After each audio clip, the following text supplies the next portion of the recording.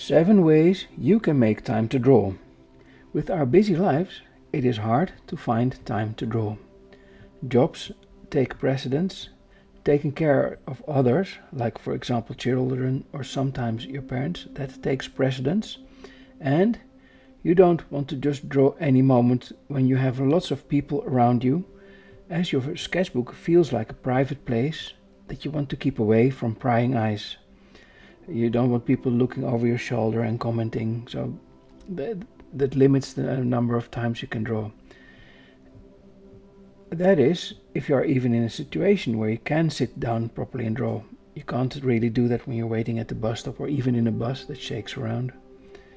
So welcome to the Practice Drawing This podcast, which is designed to listen to while drawing. So how do you squeeze in time into your day? Now, the first one might be not, it's an instantly severe one, is to get up early. I found this trick when my daughter was a newborn. The whole day was devoted to keeping her alive, so I would have to drop anything I was doing at the drop of a hat if she needed me. When you have a child or a baby, you are up from 6 a.m. until 6 p.m. and after that you are too exhausted to draw. Then I learned about the 5 a.m. club. People agree to meet online at 5 a.m. for an activity. I never joined such a group, but I got the idea. Go to bed just after your child does, and you are well awake at 4 a.m. or 5 a.m., ready to do some productive work for 1 or 2 hours before the rest of the world wakes up. And it really is still dark outside and everyone is asleep. There is no chance at disruption at all. No one will call or message you or ring the doorbell. I find that these 2 hours can be extremely productive as you're really focused. And after that, when the day really starts, you can already have the creative habit under your belt, make breakfast for the family, go to work, knowing that you gave your creative habit the best moment of the day when you were fully rested and fresh. There is a downside. You have to say goodbye to your social life. Most social functions happen in the evening. Friends go out to dinner or for a drink. Sports events happen in the evening. People go to the cinema in the evening. And that is when you will be sleeping. That's a choice you will have to make. Chit-chatting, shooting the breeze, or be creative in the morning. You will have to choose what you prioritize, but this is an option that is on the table for you. Number 2. Be disruptible. If you do oil painting, you have to set up an easel, set up a palette with paint, and you have to have several hours of time to work on the painting in one go before the paint dries. If you have a hectic life where you cannot guarantee that you can regularly block in a few hours in a day, another option becomes to choose other media. For example, just a sketchbook and a pen or pencil can be a very portable setup that you can carry around with you everywhere. Open your sketchbook, draw a bit, put your sketchbook away, something you can do anywhere and everywhere if you have 15 spare minutes in a day. I used to do that when my daughter was still a child. That was the setup I started with and I'm still having, because it's just so convenient. I can literally draw any moment of the day. I have a sketchbook with me and a pen and I can draw. But sometimes you don't know what to draw. So what can you draw? Well, the Practice Drawing This website is of course filled with resources for that. Open the web page, choose the warm-ups or the 3D models or time drawing sessions and just do one drawing. So that makes it very easy if you have just a sketchbook and a pen or a pencil and you have 15 minutes, you just grab your sketchbook and your pen or pencil and you open the website and choose a reference and draw for 15 minutes. So that allows you to squeeze it into your day. 3. Social pressure. I mentioned this before, but it's really hard to draw when other people are around you because you feel the pressure to perform.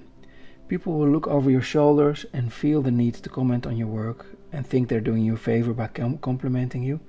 And as a result, you feel pressure to make something good, as opposed to being able to treat your sketchbook like an experimental playground, a visual library, which is what it should have been.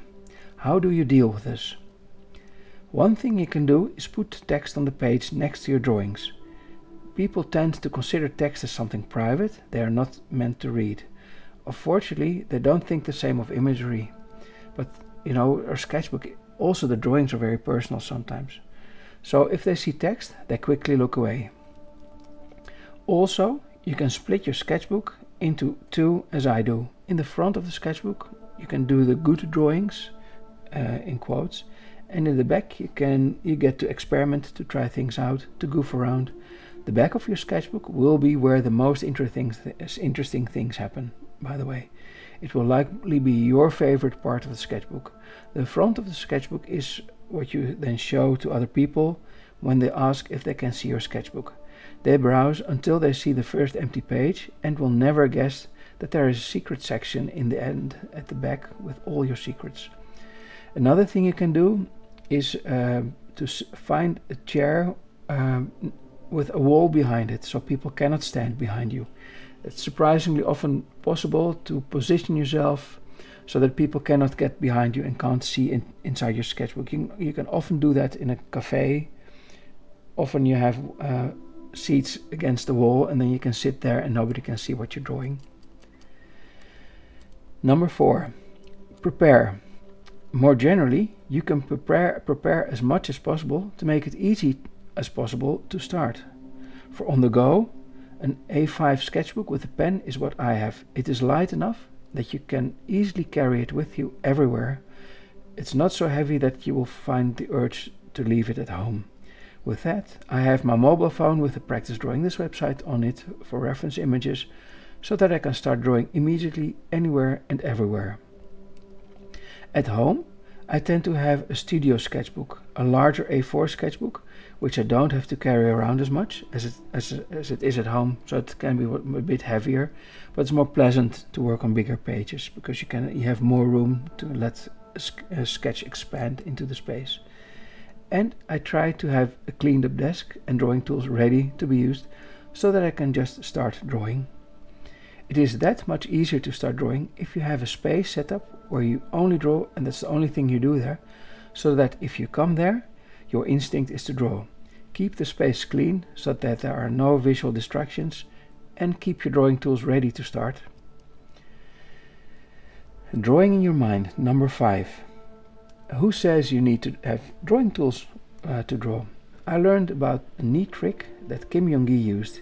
He would draw something in his mind while lying in bed in the dark at night, or he would draw something in the evening that he had seen during the day. He was in the army for a short bit and didn't always have his drawing tools with him, naturally. So that is one way you can always draw wherever you are. Draw in your mind.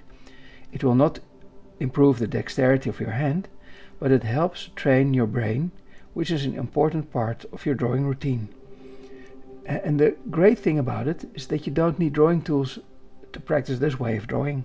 You can always do it everywhere, even when you're standing at a bus stop or in a bus that is throwing you around. You can still look around and try to memorize things and close your eyes and draw that in your mind's eye. Open your eye, look back again and see if you missed something, and then try to draw it in your mind's eye again.